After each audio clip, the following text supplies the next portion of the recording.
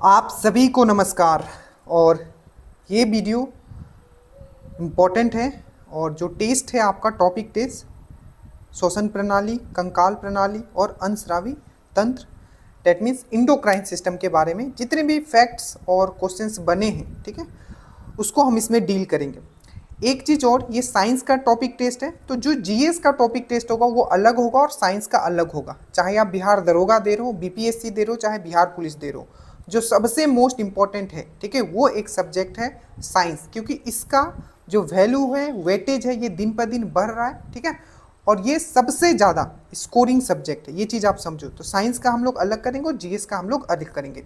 App पे अगर आप मुझे देख रहे हो तो जो आपको टॉपिक वाइज जो हमने आपको वीडियो दिया था, साथ में हमने आपको हैंड रिटेन नोट्स भी दिया था, ठीक है। और अब क्या होगा, आपको कुछ प्रिंटेड नोट्स भी दिए जाएंगे जो भी मैं आपको पढ़ा रहा हूँ, ठीक है। तो आपका एक भी क्वेश्चन छूटेगा नहीं। स्टार्ट करते हैं, अपना कमेंट कीजिएगा। टोटल 45 क्वेश्चन से आपने कितना स्कोर किया, पेन पेपर लेके बैठिएगा। सबसे पहला क्वेश्चन है कि जो ग्लाइकोलाइसिस होता है, ठीक है, तो उसमें बेसिकली क्या होता है। तो देखिए, ग्लाइकोलाइसिस में क्या है कि यहाँ क्वेश्चन दिया है कि ग्लाइकोलाइसिस में क्या है कि ब्रेकडाउन ऑफ ग्लूकोज होता है। तो पहला क्वेश्चन तो आप ये समझो कि ग्लूकोज का जो ब्रेकडाउन होता है वो दो जगह होता है। एक तो ग्लाइकोलाइसिस के थ्रू होता है और एक होता है क्रैब साइकिल के थ्रू, ठीक है। तो यहाँ बोला है कि देखो, जो भी इन चीज़ में बोलूँ उसको बहुत केयरफुली सुना। ये डायरेक्टली आपको एग्जाम्स में पूछे जाएंगे कंसेप्चुअल चीज़ें, ठीक है। तो ग्लाइकोलाइसिस क्या है, ब्रेकडाउन ऑफ ग्लूकोज, ठीक है।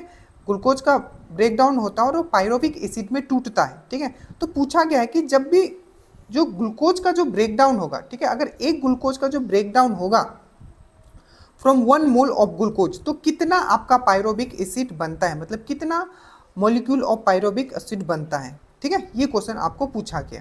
तो इसका जो सही आंसर है वो है आपका 2। अब ये बहुत इंपॉर्टेंट क्वेश्चन है, केयरफुली देखिएगा। देखिए, अगर मैं ग्लूकोज का बात करूँ, इसका हम लोग क्या लिखते हैं, C6H12। आपने फॉर्मूला आपको पता होना चाहिए, एकदम जुबान पे होना चाहिए, C6H12O6। ये क्या आपका ग्लूकोज का फॉर्मूला है, ठीक है।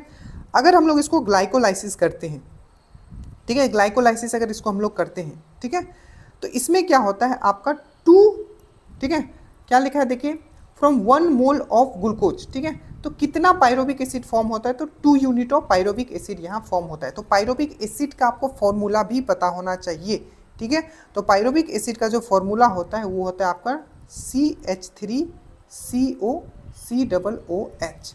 तो पहला पॉइंट आपको ये याद रखोगे कि जब भी ग्लूकोज का ब्रेकडाउन होगा, कैसे, ग्लाइकोलाइसिस के थ्रू जब होगा, ठीक है, तो क्या होगा आपका दो, क्या होगा, आपका पायरोविक एसिड बनेगा, प्लस आपको साथ में क्या होगा, 2 ATP बनेगा। ATP मतलब क्या होता है, एडिनोसाइन ट्राइफॉस्फेट। अब कुछ क्वेश्चंस आप ध्यान से समझना जो मैं बताने वाला हूँ। सबसे पहले यहाँ लिखा है हमने ग्लूकोज। पूछा जाता है कि कार्बोहाइड्रेट का सबसे छोटा यूनिट क्या होता है, तो आपको याद रखना है ग्लूकोज, ठीक है, अच्छे से याद रखना।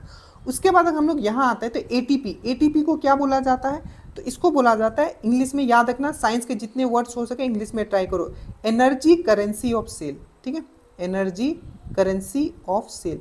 मतलब सेल मतलब होता है आपका कोशिका, तो कोशिका का जो आपका करेंसी है, करेंसी मतलब होता है पैसा, ठीक है। तो ऊर्जा वाला जो पैसा है कोशिका का, वो कौन सा होता है, तो आपका ATP होता है। तो एनर्जी करेंसी ऑफ सेल, ठीक है, कोशिका का पैसा कौन है, तो आपको याद रखना है वो है आपका ATP, एडिनोसाइन ट्राइफॉस्फेट। अच्छे से याद रखना, ठीक है, यहाँ चीज़ समझ में आया। अब यहाँ दिया हुआ है आपका ग्लाइकोलाइसिस, ठीक है, आगे हम डिस्कस करेंगे क्योंकि बहुत सारे क्वेश्चन है, धीरे धीरे आप देखते हुए जाओ। और एक चीज़ देखिए, बिहार पुलिस में, चलिए ये हो गया, आगे देखते हैं। How many ATP are produce in aerobic respiration. Aerobic respiration क्या होता है, जब हम लोग रेस्पायरेशन करते हैं, ठीक है, तो जब उसमें ऑक्सीजन का यूज़ करते हैं तब उसको हम लोग बोलते हैं, ठीक है, एरोबिक रेस्पायरेशन, एरोबिक श्वसन उसको बोला जाता है। और इसमें जो टोटल होता है वो कितना होता है आपका ATP, जल्दी से आप देख लीजिए, कमेंट करते चलिएगा। तो 38 ATP होता है। अब देखो, जब भी हम लोग एरोबिक रेस्पायरेशन का बात करते हैं, एरोबिक श्वसन का बात करते हैं, तो इसमें दो चीज़ होता है। एक तो होता है आपका ग्लाइकोलाइसिस, ठीक है, और दूसरा होता है आपका क्रैब साइकिल, ठीक है।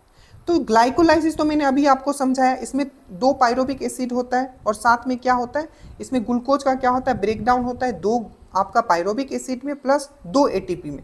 तो प्लस यहाँ 2 ATP बन गया, ठीक है, 2 ATP बन गया, और प्लस, अब ध्यान से समझना, ठीक है, 2 ATP यहाँ निकल गया, और यहाँ जो होता है आपका जो क्रैब साइकिल जो होता है, ठीक है, क्रैब साइकिल में क्या होता है, जो दो मॉलिक्यूल, ठीक है, दो अणु जो था किसका, पायरोविक अम्ल का जो दो मॉलिक्यूल था, ठीक है, इसका जो कन्वर्जन होता है फिर से क्या होता है आपका 36 एटीपी में होता है, 36 एटीपी में होता है। कहाँ, आपका क्रैब साइकिल में। तो यहाँ हो गया आपका 36 एटीपी, ठीक है, और यहाँ हो गया आपका 2 एटीपी, तो टोटल मिला लोगे तो कितना हो जाएगा 38 एटीपी। तो आपको यहाँ से ये समझ में आया होगा कि जब भी अगर हम लोग, ठीक है, एरोबिक रेस्पायरेशन का बल मतलब एरोबिक श्वसन का बात करें तो 38 एटीपी प्रोड्यूस होगा। बट हम लोग एनएरोबिक मतलब अश्वसन जिसमें कि ऑक्सीजन इंक्लूड नहीं होता है, वैसा वाला अगर हम लोग का रेस्पायरेशन होगा, श्वसन होगा, जिसको हम लोग बोलते हैं एन एरोबिक रेस्पायरेशन, ठीक है, जिसमें ऑक्सीजन नहीं होगा, तो वो क्या होगा, तो उसमें सिर्फ 2 एटीपी प्रोड्यूस होगा, ठीक है, प्लस याद रखना आपका लैक्टिक एसिड जो है आपका मसल में बन जाएगा, लैक्टिक एसिड जो है आपका मसल में बन जाएगा। तो लैक्टिक एसिड आपके मसल में कब बनेगा, पहला पॉइंट आपको पूछा जाएगा, तो जब हमें ऑक्सीजन, जब मान लो हम बहुत दौड़ते हैं और हमें सही मात्रा में ऑक्सीजन बॉडी में नहीं मिला, तो क्या हो जाता है, वो एनएरोबिक रेस्पायरेशन हो जाता है और हमारा जो मसल है, ठीक है, मसल आपको पता है, ठीक है, तो मसल में क्या है, दुखने लगता है हमारा। तो क्यों, क्योंकि मसल में हमें लैक्टिक एसिड प्रोड्यूस हो जाता है और एनएरोबिक रेस्पायरेशन में हमें क्या होता है, हमें सिर्फ 2 एटीपी प्रोड्यूस होता है, वो भी किसके थ्रू होता है, तो आपका ग्लाइकोलाइसिस के थ्रू होता है। बट हम लोग एरोबिक रेस्पायरेशन का बात करें तो यहाँ क्या होता है, आपका ग्लाइकोलाइसिस भी होता है और ग्लाइकोलाइसिस से क्या बनता है, 2 एटीपी बनता है प्लस 2 पायरोबिक अम्ल भी बनता है। और ये 2 पायरोबिक अम्ल फर्दर क्या होता है आपका क्रैब साइकिल के थ्रू क्या होता है आपका 36 एटीपी बनाता है। तो 36 यहाँ बन गया, 2 यहाँ बन गया, टोटल कितना हो गया 38 एटीपी। तो आपको बोलेगा कि एरोबिक श्वसन में कितने एटीपी बनते हैं, तो आपको याद रखना है 38 एटीपी बनते हैं। 2 एटीपी जो बनता है आपको ग्लाइकोलाइसिस के थ्रू बनता है और 36 एटीपी जो बनता है आपका किसके, क्रैब साइकिल के थ्रू बनता है। याद रखिएगा एक पायरोबिक अम्ल जो है आपका 18 एटीपी बनाता है, ये भी चीज़ आपको अच्छे से याद रखना है, ठीक है। चलिए, ATP molecule produce during respiration, same question है, ठीक है, कि श्वसन के दौरान कितने एटीपी अणु बनते हैं, how many ATP molecules produce during respiration. यहाँ ये नहीं दिया हुआ है, देखो क्वेश्चंस पूछे गए, ठीक है, कि एक कुछ क्वेश्चंस तो मैंने खुद फॉर्म किए हैं प्रीवियस ईयर के बेसिस पे, ठीक है। एक तो होता है एरोबिक रेस्पायरेशन, एक होता है एनएरोबिक। एरोबिक मतलब श्वसन, ऐसा श्वसन जिसमें क्या होगा आपका ऑक्सीजन हम लोग यूज़ करते हैं, एनएरोबिक जिसमें ऑक्सीजन हम लोग यूज़ नहीं करते। तो यहाँ ये नहीं बताया हुआ है कि हम लोग एरोबिक कर रहे हैं कि एनाएरोबिक कर रहे हैं। How many ATP molecules produce during respiration, श्वसन के दौरान कितने एटीपी, सिंपल ये मेंशन नहीं किया हुआ है, तो इसका भी आंसर क्या होगा 38 एटीपी, ध्यान रखना, ठीक है। वहीं अगर एरोबिक एनएरोबिक लिखा होता तो कितना होता 2 एटीपी, एरोबिक लिखा होता तभी भी 38 एटीपी, और कुछ भी नहीं लिखा हुआ है सिर्फ रेस्पायरेशन लिखा हुआ है तभी भी 38 भी मारोगे, ठीक है। अब देखिए ये डायरेक्टली आपका 2400 दरोगा का क्वेश्चन है, ठीक है, कि क्रैब साइकिल जो है आपका कहाँ होता है, ठीक है। तो मैंने आपको बताया था जो क्रैब साइकिल होता है, क्रैब साइकिल का काम क्या है, तो सबसे पहले आने याद है क्रैब साइकिल जो होता है आपका माइटोकॉन्ड्रिया में होता है। तो यहाँ से एक बेहतरीन क्वेश्चन आपका फॉर्म होता है कि जो आपका सेलुलर रेस्पिरेशन होता है, मतलब आपका कोशिकीय श्वसन जो होता है वो कहाँ होता है, तो वो माइटोकॉन्ड्रिया में होता है, कोशिकीय श्वसन जो होता है, ठीक है। पहला पॉइंट याद रखोगे। दूसरा पॉइंट याद रखना, ठीक है, कि क्रैब साइकिल कहाँ होता है, तो आपका माइटोकॉन्ड्रिया में होता है। क्रैब साइकिल कहाँ होता है, माइटोकॉन्ड्रिया में होता है। और जो आपका सेलुलर रेस्पायरेशन मतलब कोशिका श्वसन जो होता है वो कहाँ होता है, वो भी आपका माइटोकॉन्ड्रिया में होता है। माइटोकॉन्ड्रिया का हम लोग पावर हाउस ऑफ सेल बोलते हैं, ठीक है, अच्छे से याद होगा माइटोकॉन्ड्रिया के बारे में। और माइटोकॉन्ड्रिया का दो, एक होता है आपका मैट्रिक्स, ठीक है, मैट्रिक्स वर्ड याद रखना, और क्रिस्टिया, ये दोनों वर्ड किससे रिलेटेड है, तो आपका माइटोकॉन्ड्रिया से। सब पॉइंट्स पूछे गए हैं, ठीक है, मैंने आपको पढ़ाया भी है। अब यहाँ आपने समझ लिया, तो क्रैब साइकिल में क्या होता है 36 एटीपी प्रोड्यूस होता है, ये भी आपको अच्छे से याद रखना है। कैसे प्रोड्यूस होता है, तो 2 पायरोबिक अम्ल जो हमने आपको बताया था वो क्या होता है 36 एटीपी में कन्वर्ट हो जाता है, ठीक है, याद रहेगा। और माइटोकॉन्ड्रिया से याद रखिएगा 2 चीज़ आपको याद रखना है, 2 ऐसे कोशिकांग है जिसके अंदर खुद का डीएनए होता है। एक है आपका क्लोरोप्लास्ट जिसको आप हरित लवक बोलते हो, जो कि सिर्फ प्लांट में मिलता है, और एक है आपका माइटोकॉन्ड्रिया। तो आपको पूछा जाएगा कि कौन से ऐसे 2 कोशिकांग हैं जिसके अंदर खुद का डीएनए होता है, तो एक है आपका क्लोरोप्लास्ट, ठीक है, और एक है आपका माइटोकॉन्ड्रिया। क्लोरोप्लास्ट एक हमेशा क्वेश्चन पूछा जाता है कि जो आपका किचन ऑफ द सेल जो है, किचन किचन मतलब होता है जहाँ खाना बनाते हैं, तो कोशिका का किचन किसको बोला जाता है, तो आपको क्लोरोप्लास्ट को बोला जाता है। ठीक है, ये याद रखिएगा। और माइटोकॉन्ड्रिया में याद रखिएगा, mitochondria power house of the cell है। और याद रखिएगा जो आपका बैक्टीरिया होता है, ठीक है, प्लस आपने पढ़ा होगा प्रोकार्योटिक एंड यूकार्योटिक। तो प्रोकार्योटिक जो होता है उसमें भी आपका ना बैक्टीरिया में आपको माइटोकॉन्ड्रिया होता है, ना प्रोकार्योटिक में आपको माइटोकॉन्ड्रिया होता है। ठीक है, ज़्यादा इसके अंदर नहीं जा रहे, टॉपिक से हम लोग बस क्वेश्चन जो बताओ ना दिमाग में। यहाँ है आपका साइटोप्लाज्म, ठीक है, आगे हम लोग देखेंगे। यहाँ है लाइसोसोम। लाइसोसोम को हम लोग क्या बोलते हैं, आत्महत्या की थैली। ठीक है, सुसाइडल बेग बोलते हैं इसको, क्या बोलते हैं, सुसाइडल बेग बोलते हैं इसको, आत्महत्या की थैली। न्यूक्लियस बहुत ही इंपॉर्टेंट है। ठीक है, न्यूक्लियस बहुत ही इंपॉर्टेंट है, क्योंकि अगर आपको बोले कि सबसे बड़ा कोशिकांग कौन है, तो आप क्या बोलोगे, न्यूक्लियस जो है सबसे बड़ा कोशिकांग है। ठीक है, जो आपने सेल पढ़ा है, ठीक है, एनिमल सेल, जंतु जगत में जो आपने सेल पढ़ा है उसमें जो सबसे बड़ा कोशिकांग कौन सा है, सेल ऑर्गेनेल्स कौन सा है, तो आपको न्यूक्लियस। और याद रखिएगा हमेशा पूछा जाता है कि स्टडी ऑफ न्यूक्लियस को क्या बोला जाता है, तो क्रायोलॉजी। क्या बोला जाता है, क्रायोलॉजी। क्या मैंने बोला, क्रायोलॉजी। और न्यूक्लियस से एक चीज और आप याद रखोगे, ब्रेन ऑफ सेल। ठीक है, जो कोशिका है उसका ब्रेन किसको बोला जाता है, तो वो भी आपका न्यूक्लियस है। याद रखना सब चीज, ठीक है, यही सब पूछे जाते हैं।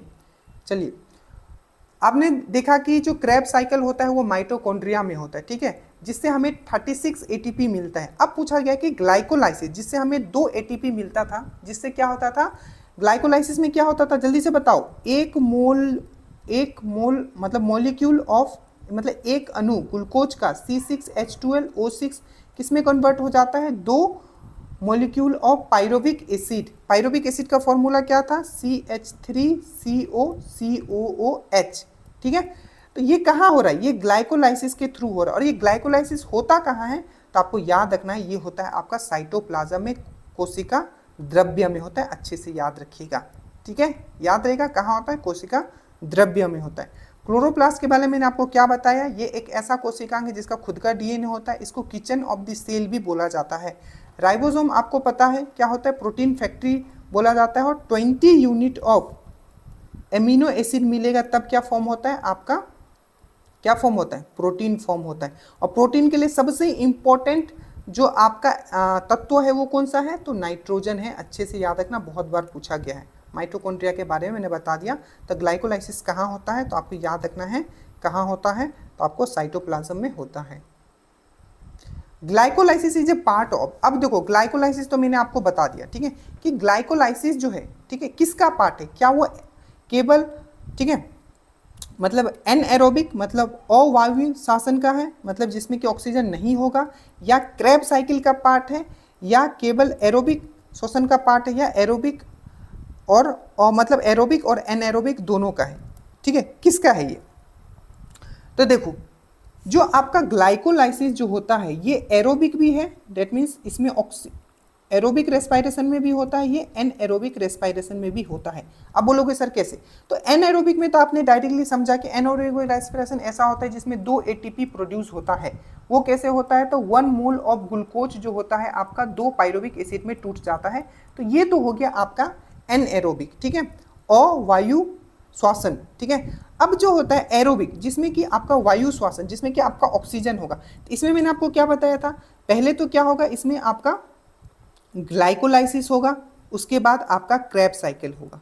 ठीक है, तो इसमें दोनों होता है। एरोबिक में क्या होता है, आपका ग्लाइकोलाइसिस भी होता है, आपका क्रेब साइकिल भी होता है। ग्लाइकोलाइसिस आपका कोशिका द्रव्य में होता है, मतलब साइटोप्लाज्म में होता है, जहां 2 एटीपी प्रोड्यूस होता है। और जो आपका क्रेब साइकिल जो होता है आपका, ये कहाँ होता है, माइटोकॉन्ड्रिया में होता है। बार बार मैं रिपीट कर रहा हूँ, कहाँ होता है, माइटोकॉन्ड्रिया में होता है, यहाँ 36 एटीपी प्रोड्यूस होता है। तो जो एरोबिक है, ठीक है, और एनएरोबिक है, इसमें दोनों में ग्लाइकोलाइसिस होता है। बट याद रखिएगा, अगर पूछेगा कि क्रेब साइकिल किस में होता है, तो क्रेब साइकिल सिर्फ आपका वायु श्वसन में होता है, डेट मीन्स एरोबिक रेस्पायरेशन में होता है। ठीक है, बहुत ही इंपॉर्टेंट कंसेप्ट था ये चीज।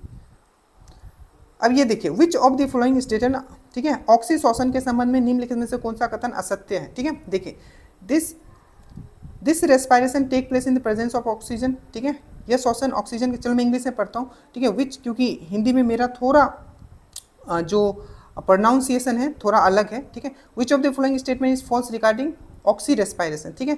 तो respiration take place in the presence of oxygen, बिल्कुल ये वायु श्वासन है तो ऑक्सीजन के प्रेजेंट में होगा। In this respiration in less quantity than in anaerobic respiration energy is produce, क्या ये सही है? नहीं, ये बिल्कुल सही नहीं। मैंने आपको क्या बताया था, एनएरोबिक मतलब अवायु श्वासन में हमें 2 एटीपी प्रोड्यूस हो रहा था, ठीक है। बट जो वायु श्वासन में टोटल कितना एटीपी प्रोड्यूस होता है, 38 एटीपी प्रोड्यूस होता है, तो ये तो आपका गलत हो गया। उसके बाद है कौन सा पूछा है कि कौन सा फॉल्स है, गलत पूछा ना, तो ये गलत हो गया। यह श्वासन कोशिका द्रव्य तथा माइटोकॉन्ड्रिया दोनों में सम्मिलित रूप से संपन्न होती है। मैंने अब भी ये चीज़ अभी जस्ट अभी आपको मैंने समझाया कि जो कोशिका द्रव्य में आपका क्या होता है, आपका ग्लाइकोलाइसिस होता है, माइटोकॉन्ड्रिया में आपका क्रेब साइकिल होता है, ये दोनों जगह होता है। तो आपका जो गलत है वो बी है, ठीक है। प्लीज इसको समझ के, ठीक है। In which cell does the Krebs cycle take place, अभी मैंने बताया था क्रेब साइकिल के बारे में। तो क्रेब साइकिल कहाँ होता है, माइटोकॉन्ड्रिया में होता है। तो इस क्वेश्चन को आप तुरंत गलती कर लोगे, क्योंकि देखो पूछा कि क्रेब साइकिल कहाँ होता है, क्या ये प्रोकार्योटिक में होता है, क्या ये यूकार्योटिक में होता है, क्या ये दोनों में होता है, ठीक है। तो याद रखिएगा, आपको लगेगा कि हमने अभी आपको समझाया था कि प्रोकार्योटिक जो सेल होता है उसमें माइटोकॉन्ड्रिया नहीं होता है, ठीक है। तो अगर माइटोकॉन्ड्रिया नहीं होता है तो माइटोकॉन्ड्रिया में ही तो आपका क्रेब साइकिल होता है, तो आपको लगेगा कि सिर्फ ये कहाँ होगा, यूकार्योटिक सेल में होगा। बट याद रखिएगा इसका आंसर होगा प्रोकार्योटिक एंड यूकार्योटिक, ये दोनों में होता है। जब भी आपका ये यूकार्योटिक में होगा तब तो क्रेब साइकिल कहाँ होगा, आपका माइटोकॉन्ड्रिया में होगा, ठीक है। पर जब भी ये प्रोकार्योटिक सेल में होगा, याद रखिएगा ये साइटोप्लाज्म दैट मींस कोशिका द्रव्य में होता है, साइटोप्लाज्म में होता है, या आपका कोशिका झिल्ली जिसको आप बोलते हो nuclear cell membrane, cell membrane में होता है, ठीक है। तो आपका कोशिका द्रव्य दैट मींस साइटोप्लाज्म में होगा या आपका सेल मेम्ब्रेन में होगा, मेनली याद रखना साइटोप्लाज्म। तो जब भी यूकार्योटिक सेल में क्रेब साइकिल होगा तो माइटोकॉन्ड्रिया में होगा, और प्रोकार्योटिक सेल में होगा तो आपका साइटोप्लाज्म में होगा। समझ में आया, प्रोकार्योटिक क्या होता है, यूकार्योटिक क्या होता है, ये चीज मैंने बहुत बार बता रखा है आपको। तो इसका जो हो जाएगा सी इसका आंसर हो जाएगा। Which of the following is not a function of the spinal cord, जो मेरुदंड होता है, जो पीछे होता है, ठीक है, जो आपको स्पाइनल कॉर्ड होता है या मेरुदंड बोल लो, ठीक है। तो इसका कौन सा, सबसे पहले याद रखना जो मेरुदंड जो होता है, ठीक है, वो बेसिकली 33 होता है। बट जब हम लोग एडल्ट हो जाते हैं, ठीक है, जब हम लोग हमारा बॉडी प्रॉपर डेवलप्ड हो जाता है, ठीक है, युवक बन जाते हो आप, ठीक है, तो ये कितना हो जाता है 26 नंबर में हो जाता है। तो ये चीज़ याद रखिएगा। पर जब आप पैदा लेते हो तो 33 होता है, ठीक है। अभी कैसे कैसे 26 होता है ये चीज़ मैं आपको समझाया था। अब देखिए विच of the following is not a function of spinal cord, ठीक है। तो याद रखना शरीर का संतुलन, क्या स्पाइनल कोड जो होता है पीछे वाला, क्या शरीर का संतुलन इसका काम होता है? जी नहीं। शरीर का जो संतुलन का काम होता है ये होता है, आपने पढ़ा होगा सेरिबेलम, ब्रेन का एक पार्ट होता है। आपको पूछा जाएगा कि बॉडी को बैलेंस करके कौन रखता है, ठीक है, तो सेरिबेलम ये क्या होता है, ये आपका ब्रेन का पार्ट होता है। ब्रेन का सबसे बड़ा वाला पार्ट कौन सा होता है, तो सेरिब्रम, ये है सेरिबेलम, ये है सेरिब्रम, ठीक है, सेरिब्रम। तो सेरिबेलम क्या करता है, आपका पूरा जो बॉडी का बैलेंस को आपको बना के रखता है। अगर आप दारू पीते हो तो आपका कौन सा भाग दिमाग का इफेक्ट होता है, तो आपको याद रखना है सेरिबेलम, ठीक है। तो ये तो होगा नहीं। उसके बाद है टू कंट्रोल द रिफ्लेक्स, प्रतिवर्ती क्रिया, बिल्कुल आपका जो प्रतिवर्ती क्रिया होता है रिफ्लेक्स एक्शन। रिफ्लेक्स एक्शन मतलब क्या होता है, जैसे कि आपने कोई गर्म चीज छू लिया तो तुरंत हाथ पीछे कर ले, तो इसको हम लोग बोलते हैं रिफ्लेक्स एक्शन। तो प्रतिवर्ती क्रिया जो होता है बिल्कुल सही है, ये जो है आपका, ये आपका स्पाइनल कोड का काम। मस्तिष्क से आने जाने वाले उद्दीपन को संवाहन, बिल्कुल जो भी हमारा ब्रेन से जो भी हमारा, देखो ये जो हमारा स्पाइनल कोड है ना, ये पूरे ये तो सीधा गया और यहाँ से फिर से नर्व्स निकला होता है, ठीक है, जो पूरे बॉडी में जाता है और ये ब्रेन का सिग्नल क्या है पूरे बॉडी में ट्रांसफर करता है। तो ये भी सही है। तो उपयुक्त में से एक से ज़्यादा ये होगा, ठीक है, क्योंकि बैलेंस ऑफ द जो बॉडी है वो सेरिबेलम के द्वारा किया जाता है, ठीक है। देखिए on what factor does the acceleration, ये एक मैंने एक्स्ट्रा क्वेश्चन बस ऐसे डाल दिया क्योंकि बहुत इंपॉर्टेंट था, मुझे लगा डालूंगा। On what factor does the acceleration due to gravity, acceleration due to मतलब गुरुत्वाकर्षण त्वरण, जी जो होता है आखिर किस पे डिपेंड करता है। तो मैंने आपको बहुत अच्छे से इसका फॉर्मूला समझाया, जी जो होता है Gm/r² होता है, मैंने आपको समझाया था। अब जो होगा ये तो क्या है, यूनिवर्सल ग्रेविटेशनल कांस्टेंट है, इसका तो वैल्यू फिक्स है, ठीक है, ये चेंज नहीं होता। आप जल्दी से कमेंट करोगे इसका वैल्यू क्या होता है और इसका यूनिट क्या होता है, मैंने बहुत बार आपको करवाया, ठीक है। 6.67 × 10⁻⁻11 न्यूटन मीटर स्क्वायर पर kg स्क्वायर, ठीक है, ये दरोगा का पूछा हुआ क्वेश्चन है। तो जी का यूनिट क्या होता है, कैपिटल जी का, और इसका वैल्यू क्या होता है। अब ये क्या है, मास है। ये मास किसका होता है, ये अर्थ का मास है। और आर क्या है, आर जो है अर्थ का रेडियस है। तो याद रखिएगा, अगर आप अर्थ की तरफ खींच रहे हो, ठीक है, ये अर्थ है, तो आपका किसी भी चीज पे डिपेंड नहीं करता है जी। जी किस पे डिपेंड करता है, अर्थ के वैल्यू पे। अर्थ का किसका, अर्थ के मास पे और अर्थ के रेडियस पे। इसीलिए क्या वस्तु के रूप पे, बिल्कुल नहीं, ठीक है, वस्तु के रूप पे बिल्कुल नहीं, वस्तु के आकार पे बिल्कुल नहीं, वस्तु के द्रव्यमान पे बिल्कुल नहीं। बहुत ही अच्छे से मैंने आपको ये फॉर्मूला समझाया था, G=Gm/r²। ठीक है, समझ में आया। अब देखो G का जो वैल्यू, अगर आप ऊपर भी जाओगे, मान लो ये अर्थ है, अर्थ के ऊपर भी जाओगे तो ये घटेगा, ठीक है, और अगर नीचे आओगे तभी भी घटेगा। और सेंटर ऑफ द अर्थ जो होगा वहां कितना होता है, जी का वैल्यू 0 होता है। अच्छे से याद रखना। यही अगर आप पोल पे चले जाओगे, वो ध्रुव पे, तो क्या हो जाएगा, ये मैक्सिमम हो जाएगा। क्यों, क्योंकि वहां इसका रेडियस अर्थ का कम हो जाएगा। क्योंकि आर का वैल्यू कम जाएगा तो जी बढ़ जाएगा, क्योंकि पोल पे, ध्रुव पे। वही अगर भूमध्य रेखा पे आ जाओगे तो आर का वैल्यू क्या हो जाएगा, ये बढ़ जाएगा, तो ये क्या हो जाएगा, कम हो जाएगा। इसीलिए ध्रुव पे बहुत ज़्यादा होता है और पोल पे आपका बहुत कम होता है। अब कुछ जो मैं पॉइंट यहाँ आपको समझाने जा रहा हूँ उसको आप ध्यान से समझना। देखिए हमने यहाँ लिखा है जी, ठीक है, अगर मैं मास के साथ, मतलब द्रव्यमान के साथ अगर जी को मैं अगर मिला लेता हूं तो ये क्या बन जाएगा, ये आपका बन जाएगा आपका भार, मतलब वेट। ठीक है, तो याद रखिएगा जी जो होता है, जी जो होता है आपका, ठीक है, इसको मल्टीप्लाई अगर हम लोग m से कर दें, मतलब द्रव्यमान से, तो वो आपका भार बन जाता है। ठीक है, याद रहेगा। और भार का जो यूनिट होता है ये न्यूटन होता है, क्योंकि ये एक फोर्स के तरीके से काम करता है, बल की तरीके से काम करता है। ठीक है, ये चीज़ आपको याद रखना है वेट का। ठीक है, बट अगर सिर्फ हम लोग मास लिखते हैं, मतलब द्रव्यमान लिखते हैं, तो इसका यूनिट क्या होता है, तो इसका यूनिट होता है आपका kilogram.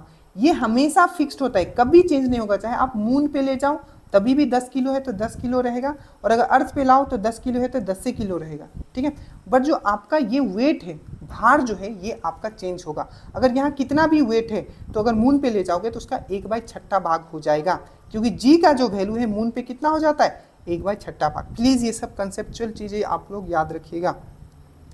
In which of the following hormone responsible for water balance. देखिए वाटर बैलेंस के लिए हमारे बॉडी में कौन सा हार्मोन आपका रेस्पॉन्सिबल होता है, जिम्मेदार होता है। STH, ADH, TSH, GTH, ये जितने भी हार्मोन हैं ये सब जो रिलीज किया जाता है किसके द्वारा, पिट्यूटरी ग्लैंड के द्वारा। पिट्यूटरी ग्लैंड कहाँ पाया जाता है, ये भी क्वेश्चन पूछा गया, तो ब्रेन में होता है। इसको हम लोग क्या बोलते हैं, तो मास्टर ग्लैंड बोलते हैं। और अगर एग्जाम में पूछे कि सबसे छोटा जो ग्लैंड है वो कौन सा है, तो अगर आपका पिनियल ग्लैंड नहीं दिया हुआ है, जो कि नहीं दिया रहता है, तो आप क्या मारोगे, सबसे छोटा ग्लैंड जो होता है, स्मॉलेस्ट ग्रंथि जो होता है, ग्लैंड जो होता है, वो क्या होता है आपका पिट्यूटरी ग्लैंड होता है।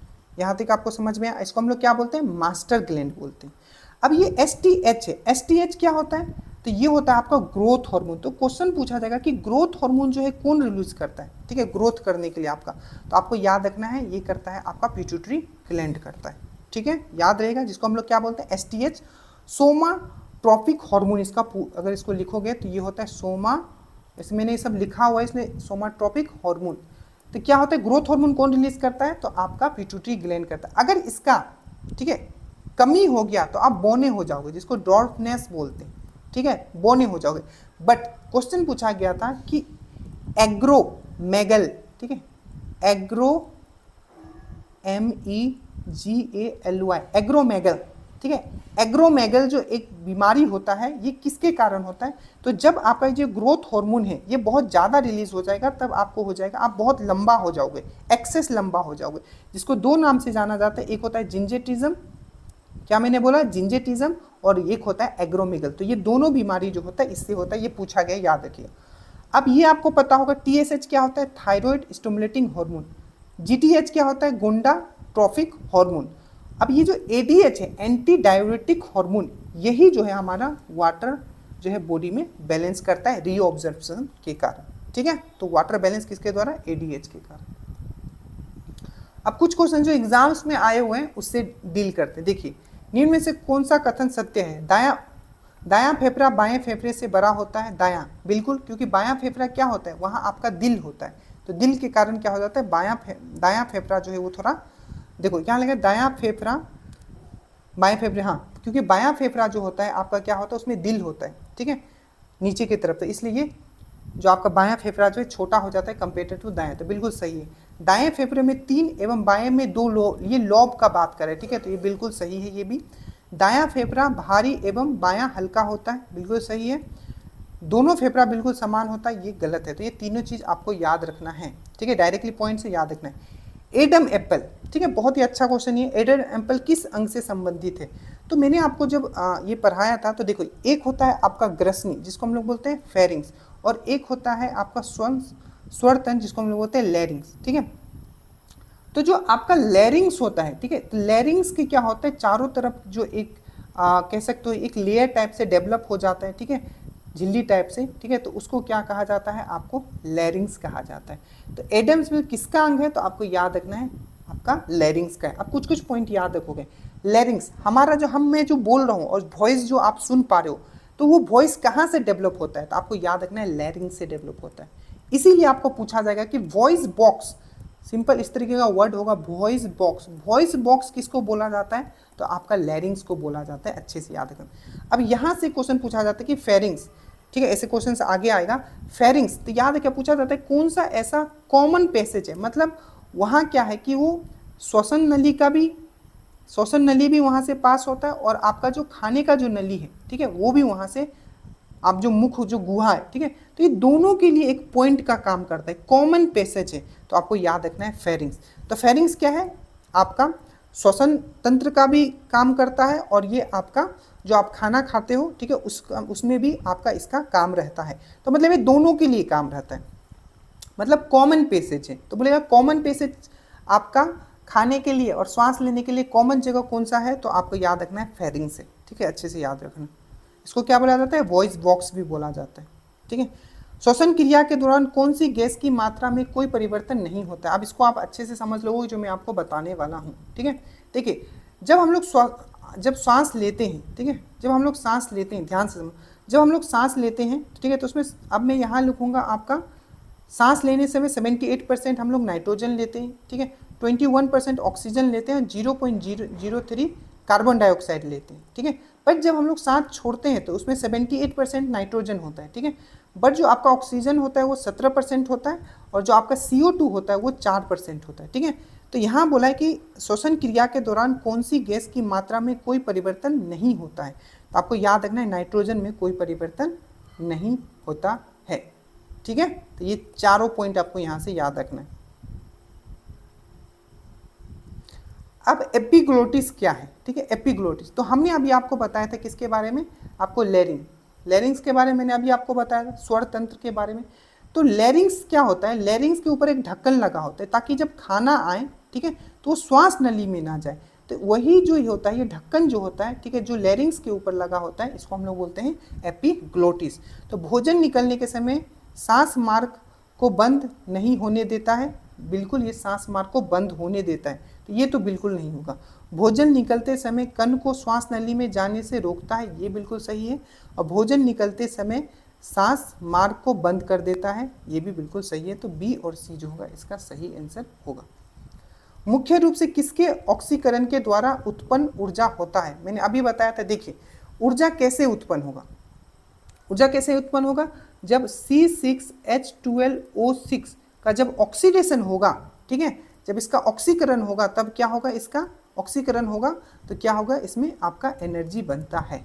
यही ऊपर चीज़ में आपको समझा रहा था, ठीक है। इसका अगर ऑक्सीकरण होता है, अगर ऑक्सीजन के प्रेजेंस में होगा तो आपका क्या हो जाएगा, ये आपका सेलुलर रेस्पिरेशन हो जाएगा, और ये क्रैब साइकिल में होगा 36 ATP होगा। और ऑक्सीजन के प्रेजेंस में अगर नहीं होगा तो सिर्फ 2 ATP मिलेगा। और साथ में क्या होगा, जब आपका ऑक्सीजन के प्रेजेंस में नहीं होगा तो पायरोबिक एसिड बनेगा, और साथ में आपका लैक्टिक एसिड जो है आपके मसल में फॉर्म हो जाएगा। तो याद रखना, कार्बोहाइड्रेट्स का सबसे छोटा यूनिट क्या है, तो मैंने अभी आपको बताया था, वो क्या है, आपका ग्लूकोज है। और याद रखिएगा, आपका जो 1 ग्राम अगर आप कार्बोहाइड्रेट यूज़ करते हो तो 4.2 किलो कैलोरी आपको एनर्जी मिलता है। सबसे ज़्यादा एनर्जी क्यों देता है, तो वसा देता है, ऑलमोस्ट 9.2 किलो कैलोरी देता है अगर 1 ग्राम अगर आप वसा को यूज़ करते हो तो, ठीक है। कार्बोहाइड्रेट याद रखिएगा, ठीक है, इंस्टेंट एनर्जी के लिए भी कार्बोहाइड्रेट दिया जाता है ग्लूकोज के फॉर्म में। ठीक है, ये सब चीज़ याद रखें। निम्नलिखित में से सांस को छोड़ने समय गैसों के प्रतिशत में कौन सा सही है? मैंने अभी बताया था सिर्फ नाइट्रोजन है, क्योंकि छोड़ने के समय ऑक्सीजन कितना होता है, जल्दी से बताइए, तो 17% होता है। ठीक है, कार्बन डाइऑक्साइड कितना होता है, 4% होता है। ठीक है, तो ये दोनों तो गलत है, ये बस सही है। मनुष्य में सांस लेने की दर सामान्यतः कितना होता है, तो याद रखिएगा 12 से 17 बार लेता है प्रति मिनट। डायरेक्टली याद रखिएगा, इसमें कुछ नहीं है। श्वसन तंत्र में ऑक्सीजन का, ठीक है, देखिए मैं एक चीज़ आपको बता दूं, टोटल जो आपका यहाँ क्वेश्चन, यहाँ नंबरिंग क्योंकि पेपर से उठाया हुआ है, ठीक है, तो यहाँ 11 हो गया आपका। ठीक है, ये क्वेश्चन नंबर 12 था। ठीक है, ये क्वेश्चन नंबर 13 था और ये क्वेश्चन नंबर 14 था। ठीक है, उसके बाद ये क्वेश्चन नंबर आपका 15 हो गया। उसके बाद ये क्वेश्चन नंबर आपका 16 हो गया, ये आपका 17 हो गया और ये आपका 18 हो गया। ठीक है, आप कमेंट करोगे आपने कितना स्कोर किया है। श्वसन तंत्र में ऑक्सीजन का आवागमन किसके कारण होता है? मैंने आपको बताया था, अगर आपको याद हो, ठीक है, एक एल्वियोली के बारे में मैंने बताया था। ठीक है, श्वसन कुपी इसको बोला जाता है हिंदी में। ठीक है, तो एल्वियोली के बारे में बताया था। ठीक है, एल्वियोली। ठीक है, तो एल्वियोली जो होता है एक गुब्बारे टाइप का होता है। ठीक है, और इस पर क्या होता है, आपका ब्लड जो वेसल्स होता है, ब्लड वेसल्स, मान लो आर्टरीज हो गया, ठीक है, धमनी हो गया, इस पर लगा। अब ये धमनी में क्या होता है आपको पता है, क्या होता है, ब्लड होता है। ब्लड में क्या होता है आपका, आरबीसी होता है। अब ये आरबीसी में क्या होता है आपका, हीमोग्लोबिन होता है। अब ये हीमोग्लोबिन क्या करता है, यहाँ से ऑक्सीजन लेता है। एल्वियोली क्या था, मैंने आपको पढ़ाया था, ये एक्सचेंज ऑफ गैस करता है, मतलब आपका ब्लड से ऑक्सीजन आपको ब्लड में डालता है, वहाँ से कार्बन डाइऑक्साइड ले लेता है। तो श्वसन तंत्र में ऑक्सीजन का आवागमन कौन करता है, तो हेमोग्लोबिन करता है। ठीक है, याद रखना, हेमोग्लोबिन का अगर आपको कमी हो जाए तो क्या बोलता है, आपका रक्त का अल्प रक्त हो गया। तो आपको क्वेश्चन में दिया होगा आपका क्या कमी हो गया, तो आपका हेमोग्लोबिन कमी हो गया। अगर हेमोग्लोबिन कमी हो गया तो आपको एनीमिया डिजीज हो जाएगा। अगर एनीमिया हो गया तो आपका आयरन का कमी हो जाए। एक एक देखो, अब मैं ये नहीं बोल सकता कि ये पूछा गया, अब बस दिमाग में सुनते जाना। ठीक है, तो अगर एनीमिया हो गया मतलब क्या, आपका अल्प रक्त हो गया, मतलब रक्त की कमी हो गया, मतलब हीमोग्लोबिन कमी हो गया, मतलब आपका आयरन का कमी हो गया है। ठीक है, तो क्या करना पड़ेगा आपको पालक खाना पड़ेगा, स्पेनिच खाना पड़ेगा। और स्पेनिच में कौन सा एसिड होता है, तो मैलिक एसिड होता है। तो ये सब चीज़ याद रखिएगा। और एनीमिया के लिए सबसे इंपॉर्टेंट विटामिन कौन है, ताकि एनीमिया जल्दी खत्म हो, विटामिन B12। ये सब क्वेश्चन पूछे गए।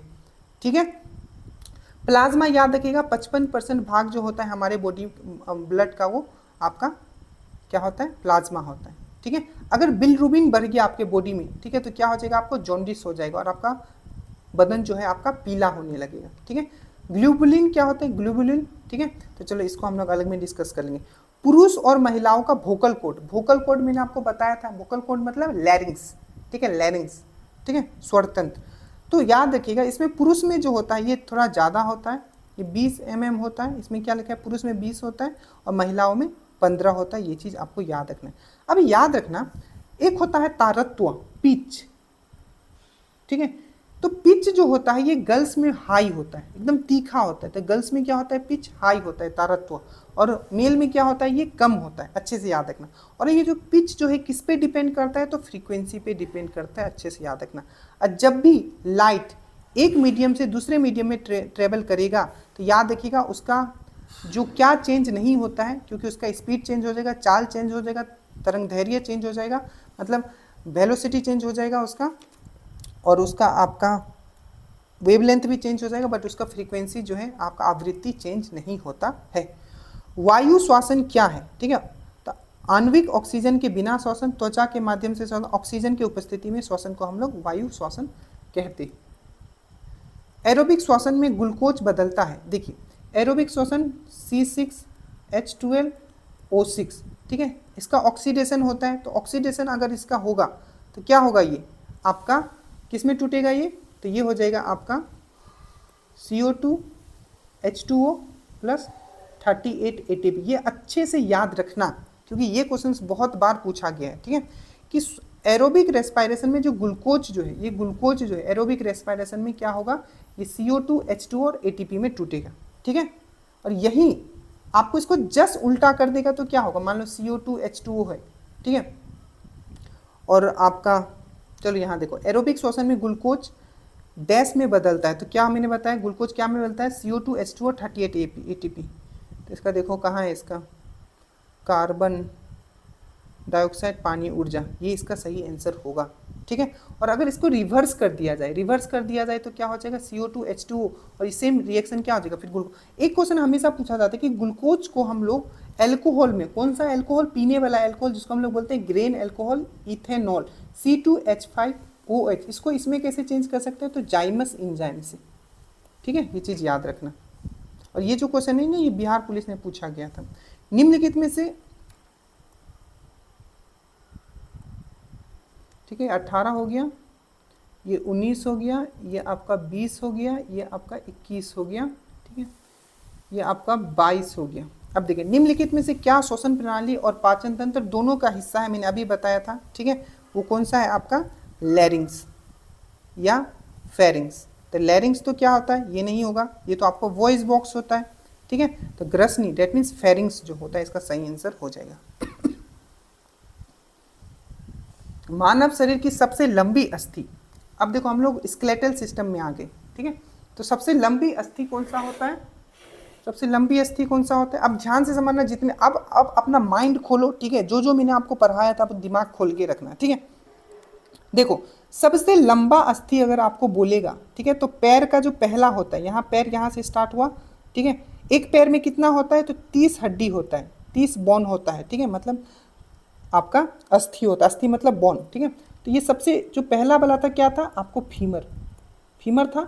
इसके बाद घुटना में क्या होता है, पटेला, पूछा जाएगा पटेला कहाँ होता है, पटेला हड्डी, तो आपको याद रखना है पैर में। उसके बाद क्या था, ये इसमें 2 होता है फिर से नीचे पैर में, तो क्या होता है, टिबिया एंड फेबुला। ठीक है, फिर से यहाँ क्या होता है, टार्सल, मेटाटार्सल। ठीक है, और लास्ट में क्या होता है आपका, फ्लेंजेस। टोटल कितना होता है आपका, टोटल कितना होता है एक पैर में, 30। अब ध्यान से, मानव शरीर का सबसे लंबी अस्थि कौन सा है, सबसे लंबी अस्थि बोले या सबसे मजबूत अस्थि बोले, तो वो है आपका जांघ का हड्डी, जो सबसे पैर जहाँ से स्टार्ट होता है, तो ये हो गया आपका फीमर। ठीक है, टोटल फीमर कितना होता है, तो दोनों पैर में एक एक होता है, मतलब 2 होता है। ठीक है, पटेला कहाँ होता है, तो ये आपका घुटना में होता है। ठीक है, टिबिया बहुत बार पूछा कि टिबिया कौन सा हड्डी है, तो आपका ये पैर का हड्डी है नीचे वाला, टिबिया एंड फेबुला। ठीक है, याद रखिएगा। और टार्सल और मेटाटार्सल ये भी आपका पैर का हड्डी। ठीक है, और अंगुली का जो हड्डी होता है, चाहे हाथ में हो चाहे पैर में, उसको फ्लेंजेस बोलते हैं। उतना मत जाना, इतना याद रखना। अभी के लिए जितना मैं बता रहा हूँ इंपॉर्टेंट वाला बताऊंगा। ठीक है, ताकि वो तो एटलीस्ट याद है। फीमर याद रखना, पटेला याद रखना, टिबिया एंड फेबुला याद रखना। उसके बाद मैंडिबल, तो ये जबड़े का हड्डी। ठीक है, जबड़ा जो होता है उसका हड्डी। स्टेपिस, कान में 3 हड्डी होता है, इनकस, स्टेपिस और मेलिस। ठीक है, तो याद रखना, जो स्टेपिस जो होता है सबसे छोटा हड्डी होता है। हर एक कान में कितना हड्डी होगा, 3 हड्डी होगा। इसमें कि सबसे छोटा हड्डी पूरे बॉडी में कौन सा है, स्टेपिस। सबसे बड़ा हड्डी कौन सा है, तो फीमर। मानव शरीर में कुल कितने मांसपेशियां होती है, ठीक है, तो जो मांसपेशियां अराउंड 600 प्लस होता है, 639 याद रखिएगा। ठीक है, अब ये देखो, मनुष्य में कुल कितनी जोड़ी पसलियां होती है। देखो, तो ये पसलियां जो रिब्स होता है हमारा, जो आगे का आप छू के देखोगे, जो जिसमें ये रिब्स जो होता है, ठीक है, ये रिब्स, ठीक है, इस तरीके से होता है, बीच में होता है। तो यहाँ आपका 12 होता है, यहाँ आपका 12 होता है। ठीक है, तो अगर जोड़ी में बोलेगा तो 12 जोड़ी, टोटल बोलेगा तो 24, याद रखना। अब ये रिब्स का काम क्या है, तो रिब्स के पीछे क्या होता है, हमारा हार्ट होता है। ठीक है, तो उसको हमारे ये बचा के रखता है। तो कितना होता है, 12 जोड़ी होता है। ठीक है, याद रहेगा। बोन्स के अध्ययन को क्या कहते हैं, तो बोन्स के अध्ययन को हम लोग बोलते हैं ऑस्टियोलॉजी। ठीक है, नेफ्रोलॉजी पक्का याद रखना, ये किसको, किडनी की स्टडी को हम लोग बोलते हैं नेफ्रोलॉजी। अब वो लोग नेफ्रॉन से पकड़ लोगे, पूछा जाता है कि कार्यात्मक इकाई, किडनी का कार्यात्मक इकाई क्या है, तो आपका नेफ्रॉन। 2 पॉइंट और यहां से याद रखना, बोमेन कैप्सूल, ये किससे रिलेटेड होता है, बोमेन कैप्सूल, तो आपका किडनी से। नेफ्रोलॉजी किडनी से, नेफ्रॉन किडनी। ठीक है, बाकी तो इजी है। ठीक है, अब देखो, हमारा जो कंकाल तंत्र 2 भागों में बांटा गया। एक है आपका एक्सियल सिस्टम, ठीक है, क्या एक्सियल सिस्टम, जिसको अक्षीय कंकाल बोलते हैं, और एक है आपका एपेंडिकुलर, जिसको हम लोग क्या बोलते हैं, अनुबंधी कंकाल बोलते हैं, ठीक है। तो एक्सियल में कितना होता है, तो एक्सियल में जो होता है आपका 80 बॉन्ड होता है, और जो आपका एपेंडिकुलर में होता है 126 बॉन्ड होता है। याद रखिएगा दोनों मिला के होता है 206। बट बच्चा जब जन्म लेता है तो 300 हड्डी होता है, 300 प्लस हड्डी होता है बच्चे में, पर अभी कितना होता है हड्डी, तो 206 होता है, याद रखिएगा। तो इसका आंसर जो हो जाएगा ये हो जाएगा आपका एक्सियल में 80। पसलियाँ समान सामने की तरफ किस अस्थि पर आकर जुड़ती है। जो पसलियाँ है, जो हमारा रिब्स है, ये चीज़ मैंने अच्छे से पढ़ाया था, जो हमारा रिब्स है, ठीक है, सामने आके किससे जुड़ता है, ये स्टर्नम से जुड़ता है, ठीक है, तो स्टर्नम हो जाएगा। अब चलो ये बताओ, जो स्कैपुला है, स्कैपुला कहाँ होता था, तो हमारा कंधे में 2 हड्डी होता है, हर एक कंधे का साइड देखोगे तो 2 हड्डी होता है, ठीक है। तो उसमें मैंने आपको बताया था एक क्या होता है स्कैपुला और एक होता है क्लेविकल, दोनों याद रखना, स्कैपुला एंड क्लेविकल। तो आपको पूछा जाएगा कि स्कैपुला एंड आपको क्लेविकल ये कहाँ रहता है, तो ये आपका कंधे का हड्डी है। और इसको साथ में क्या बोले थे हम लोग ने, पेक्टोरियल ग्रेडल, यानी क्या बोला था, पेक्टोरियल ग्रेडल। तो कंधे का हड्डी में, एक कंधे में कितना, 2 हड्डी, क्लेविकल एंड स्कैपुला, इसको क्या बोला जाता है, पेक्टोरियल ग्रेडल, ठीक है। लेक्मेरियल ग्लैंड आपने सुना है, लेक्मेरियल ग्लैंड, जो आंख में जो आंसू आते हैं कौन से ग्लैंड से आते हैं, तो लेक्मेरियल ग्लैंड से। हायोड बोन कौन सा बोन था, याद आया, जो आपके बस जीभ के जो नीचे एक बोन होता है उसको हम लोग हायोड बोन बोलते हैं, ये सब याद रखना, ठीक है। चेहरे के निर्माण में कितना अस्थियां होती है, कितना बोन्स होता है पूछा है, देखो। तो ये अगर मैं चेहरा बोलूँ तो ये तो ऊपर वाला भाग हो गया जिसमें कपल है, हेयर है, ठीक है, तो इसमें कितना होता है, 8 होता है, और बाकी जो होता है आपका चेहरा में 14 होता है, तो कितना हो गया आपका 22 हो गया पूरा स्कल में, खोपड़ी में। चेहरे में पूछा तो चेहरा में 14 होगा, और सर पे क्रेनियम जिसको बोलते हैं कि हमारा सर को जो बचाता है, उसमें कितना हड्डी होता है, 8, ठीक है। और कान में कितना होगा, 3, इधर भी होगा 3, ठीक है, ये सब चीज़ याद रखना। तो इसका जो हो जाएगा कि चेहरा में तो 14 हो जाएगा। हड्डी को हड्डी से जोड़ता है, देखो हड्डी को अगर हड्डी से जोड़ने का बात है, बोन्स टू बोन्स, तो क्या हो जाता है, लिगामेंट। लिगामेंट ये क्या है, कनेक्टिव टिश्यू है। वहीं अगर आपको मैं बोलूं बोन टू मसल, ठीक है, बोन टू मसल, बोन को मतलब हड्डी को मांसपेशिया से कौन जोड़ता है, तो आपको याद रखना ये है आपका टेंडोन। और याद रखना ये 2 बोन के बीच में, 2 हड्डी के बीच में एक पतला सा एक कनेक्टिव टिश्यू होता है जो बहुत ही नरम होता है, ठीक है, बहुत ही नरम होता है, उसको हम लोग क्या बोलते हैं, कार्टिलेज, जो कि बहुत ही नरम होता है, याद रखना। तो कार्टिलेज क्या होता है, ये भी कनेक्टिव टिश्यू है, बट क्या है, ये बहुत ही नरम होता है, 2 बोन्स के बीच में हो सकता है। कार्टिलेज जैसे कि हमारा कान वान हो गया, नाक हो गया, ठीक है, ये सब बहुत ही नरम है, तो कार्टिलेज याद रखना, ठीक है। तो इसका क्या, हड्डी से हड्डी जोड़ने वाला, तो ये हो जाएगा लिगामेंट, और हड्डी से मांसपेशिया तो तब आप मारोगे टेंडन, ठीक है। निम्न में से कौन सी अस्थियां पैर की नहीं है, देखिए अब ध्यान से, ठीक है। मैंडेबल कहाँ था, तो जबड़े की। टिबिया क्या था, जबड़ा का। फीमर जो सबसे लंबा सबसे मजबूत, ये भी आपका जांघ का। पटेला क्या था, घुटना में, तो ये तो घुटना में हो गया। ये आपका पैर का सबसे ऊपर वाला, टिबिया भी हो गया नीचे वाला, तो ये मैंडिबल जो है नहीं है। निम्न में से कौन सी अस्थियां हाथ की नहीं, अब ध्यान से।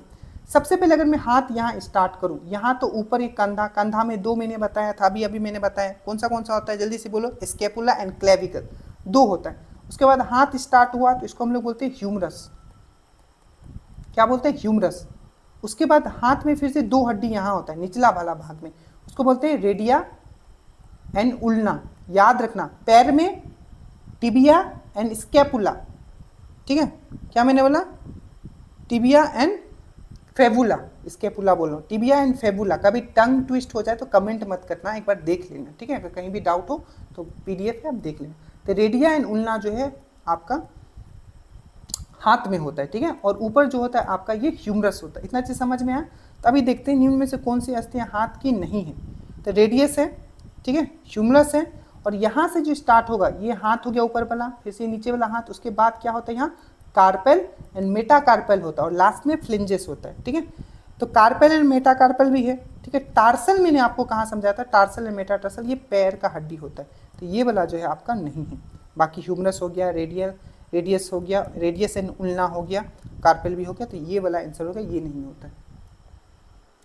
मनुष्य के शरीर में पाई जाने वाली कौन सी ग्रंथि नलिका विहीन है, अब ये हार्मोन अंतस्रावी ग्रंथि से आ गया, ठीक है। हमने आपको बहुत ही अच्छे से पढ़ाई है, बहुत ही बेसिक क्वेश्चन, आप आंख बंद करके आंसर मार दोगे। मनुष्य के शरीर में पाए जाने वाली कौन सी ग्रंथि नलिका विहीन है? ग्रंथि मतलब होता है ग्लैंड, ठीक है, और नलिका विहीन मतलब होता है डक्टलेस। तो कौन सा ऐसा है जो डक्टलेस ग्लैंड है? यकृत। यकृत क्या है आपका? एक एक्सोक्राइन ग्लैंड है, मतलब एक्सोक्राइन मतलब होता है बाहरी स्रावी ग्रंथि, तो इसमें तो डक्ट होता है, ठीक है, मतलब नलिका होता है। पसीने की ग्रंथि, ये भी आपका क्या है? स्वेट ग्लैंड जिसको बोलते हो, ठीक है, तो ये भी क्या है? एक्सोक्राइन ग्लैंड है, बाहरी स्रावी ग्रंथि। देखो अब मैं बोलूंगा एक्सोक्राइन, एक्सोक्राइन मतलब बाहरी स्रावी ग्रंथि। गुर्दा ग्लैंड से यहाँ मतलब ही नहीं। अंतस्रावी ग्रंथि जो होता है ये क्या होता है आपका? डक्टलेस, मतलब ये क्या होता है आपका? डक्टलेस मतलब नलिका विहीन। नलिका विहीन मतलब हार्मोन जो होता है, ये हार्मोन बनाती है, आपको पता है अंतस्रावी ग्रंथि, ये डायरेक्टली क्या करती है? ब्लड में छोड़ देती है। ये किसी पाइप के थ्रू कहीं स्पेशल जगह नहीं छोड़ती, सीधा ब्लड में छोड़ देती है, जहाँ जरूरत है वो खुद पहुँच जाता है, ठीक है, अच्छे से पता रखिएगा। और सबसे बड़ा अगर मैं बोलूँ कि यहाँ यकृत पूरा है, लीवर, आपको याद रखिएगा कि बॉडी में यूरिया कौन बनाता है? तो आपका लीवर बनाता है।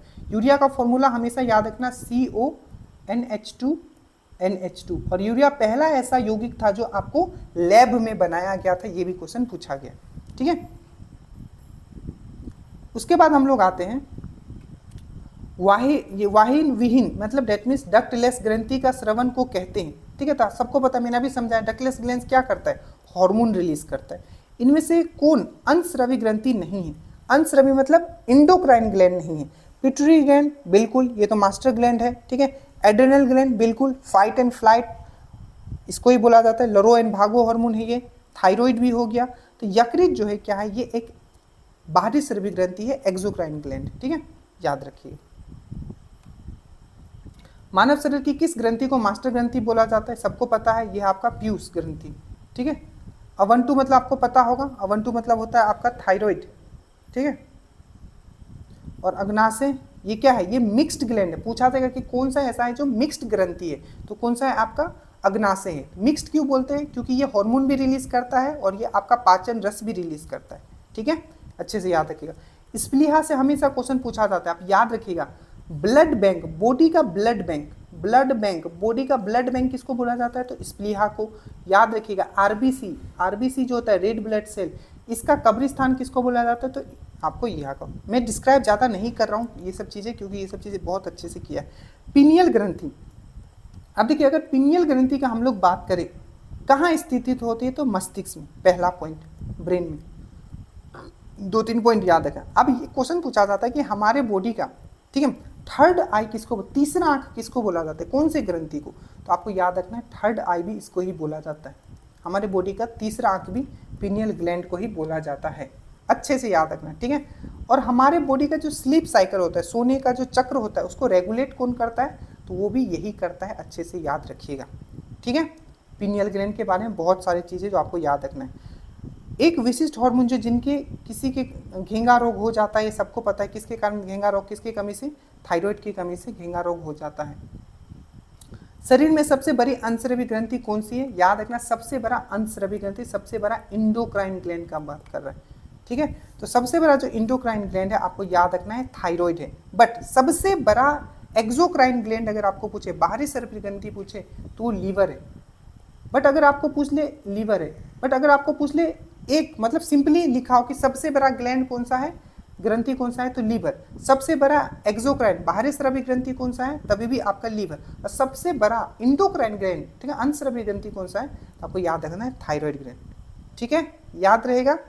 चलिए, नर लैंगिक हार्मोन बहुत इंपॉर्टेंट है। देखो, फीमेल सेक्स हार्मोन और मेल सेक्स हार्मोन बहुत इंपॉर्टेंट है। फीमेल में याद रखना कौन सा?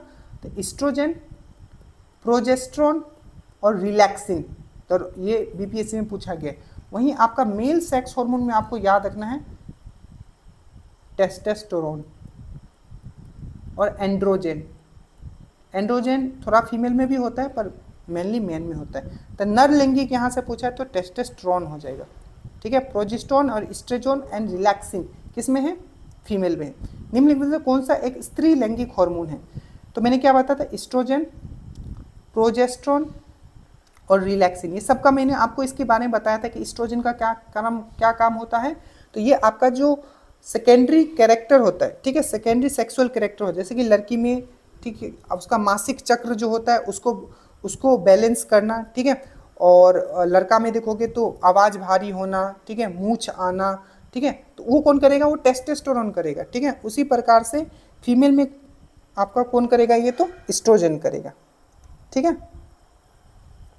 तो एस्ट्रोजन है। प्रोजेस्टेरोन का क्या कारण है, काम है, तो प्रोजेस्टेरोन क्या करता है, जब बच्चा पैदा होने वाला होता है तो बॉडी को, जो लड़की का बॉडी होता है उसको तैयार करने का काम जो होता है वो प्रोजेस्टेरोन का होता है। एस्ट्रोजन का मैंने बता दिया, सेक्सुअल कैरेक्टर डेवलप करना, ठीक है। और रिलैक्सिन का काम क्या होता है, जब बच्चा पैदा होता है तो जो यूट्रस होता है, यूट्रस को कॉन्ट्रैक्ट और रिलैक्स करने का जो काम होता है, ठीक है, ताकि बच्चा आराम से हो पाए, वो रिलैक्सिन का काम।